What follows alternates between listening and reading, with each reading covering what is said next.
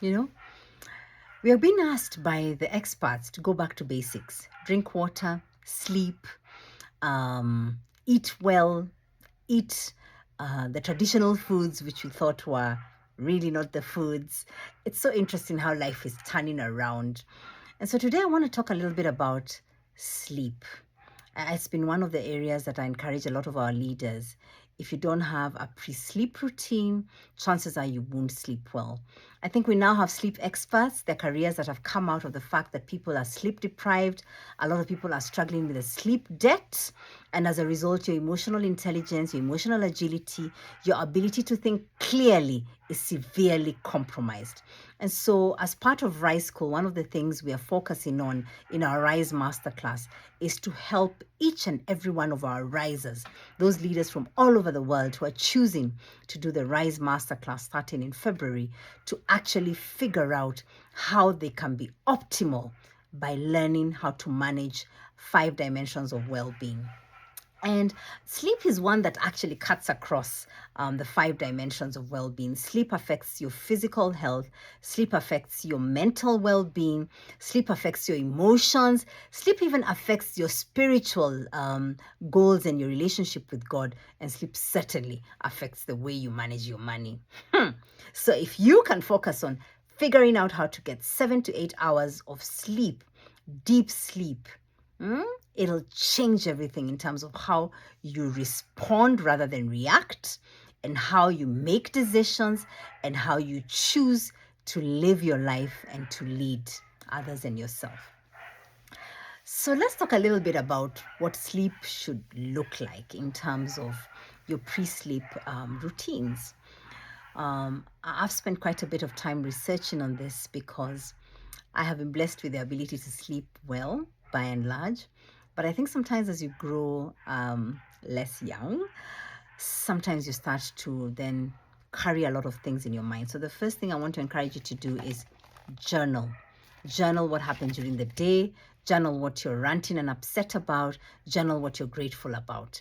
Especially when your emotions are kind of really triggered, I want to encourage you. You may not journal every day.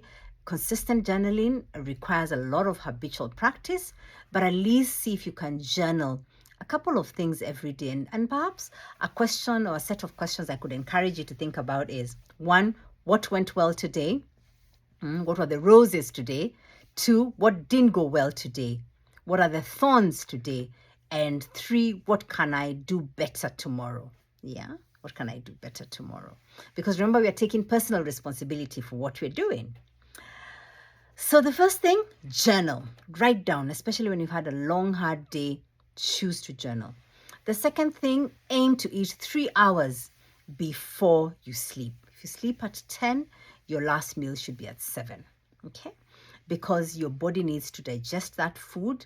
And I want to encourage you, try not to eat heavy carbohydrates and certain kinds of protein that take very long. Talk to your nutritionist. I think they can guide you even better, because some of that food takes very long to get digested, and so you wake up feeling like you are digging. I remember I used to tell my husband, some mornings I'm like, I feel like I have been digging the shamba all night long, and I got into bed on time but somehow didn't quite sleep. And he would be like, hey, maybe you need to check what you ate, or are you stressed about something? And so it's important to really think about your food. So that's the second thing, meals 3 hours before you sleep. And then two, now another thing in terms of hours. So this is the third thing. 2 hours before you sleep, last drink. And in fact, the encouragers, the experts are telling us, don't take a caffeinated drink from 3 p.m. in the afternoon. So you can kind of detox for at least 7 hours if you sleep at 10 from 3 o'clock. Whatever the case, try very hard not to drink something 2 hours before you sleep. I know that's hard. Some people feel thirsty as they're going to bed, but I mean like taking a whole cup or a whole glass of something. And of course, if I can encourage you to avoid some of the high caffeine, alcoholic drinks, which people take to relax. But I think sometimes we are choosing to mute the problem with sometimes something that may not help us so much. Whatever it is that you're taking before you sleep, try very hard 2 hours before you sleep that you stop. And then the last one, which I think is the hardest for a lot of people, a lot of leaders globally struggle with this. When I coach them and we talk about this in our leadership circles, they're like, Dr. Pat, are you serious? And I'm like, I am. 1 hour before you sleep, no screens. So that presents a big problem these days because people carry their screens everywhere. So we as a couple made a decision to not have a television in our room right from the word go when we got married about 2 decades ago.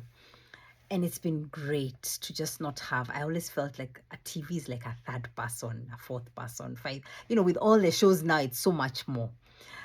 But at the time it was TVs. Now it is the phone, it is a tablet, it is a laptop. And so how about you sanitize your bedroom and just don't take any of those gadgets into your bedroom, especially 1 hour before you sleep? What if you take that challenge? Because what I have found, and it's not easy, is that you shut down some of those apps 1 hour before. Your mind starts to actually decompress and relax. And then take a physical book, read it, journal, do something that doesn't require you to be looking at a screen 1 hour before you sleep. And when you do so, you'll start to see the quality of your sleep elevates. Of course, a couple of things you need to think about is, how cool is your bedroom? The sleep hygiene of the bed you're sleeping on, the clothes you're wearing to sleep, if you shower before you sleep. So those are all parts of sleep hygiene, and I think you can consider thinking about that. But really, the 4 steps around journaling, last meal 3 hours before you sleep, last drink 2 hours before you sleep, last screen, including the phone, 1 hour before you sleep. And I want to add a 5th and last one, that you write down what you're grateful for as the last thing. Because as opposed to writing your to-do list, I encourage you to think about writing your gratitude. And chances are you will sleep so much better. You will sleep with your subconscious mind calming down because you're not thinking about what you don't have, what you didn't achieve, what went wrong. But in fact, you're doing what we call neurohacking, creating new neurological pathways of thinking that you actually focus and kind of force your mind to think about what went well, even if I know we have many things that are not going well.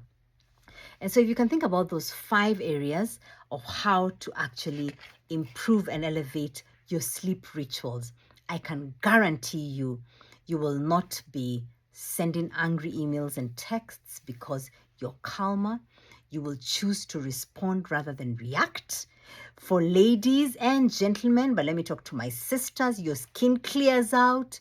Those who are trying to lose weight, when you sleep well, actually, you manage to actually keep weight in a regular, in a constant place. When we don't sleep, actually, the body is now hanging onto that fat for dear life because you're so exhausted. And of course, when we don't sleep well, we tend to eat things that we're looking for sugar because there's no sweetness in our lives. May I encourage you to elevate the way you sleep. Do it for yourself. Do it for your family. See if you can recalibrate the processes that happen in your home in the evening and choose to show by example that we pray at this time. And after that, it's kind of lights off bit by bit by a certain time, and you will see the atmosphere in your home, the atmosphere in your own body, and the mental fogginess that sometimes gets in the way will clear, and you'll begin to look at challenges as opportunities to truly become your next best self. My name is Dr. Patricia Morogami, and I'm your Global Leadership Catalyst, truly, truly invested in you becoming your next best self. Kwaheri ya konana.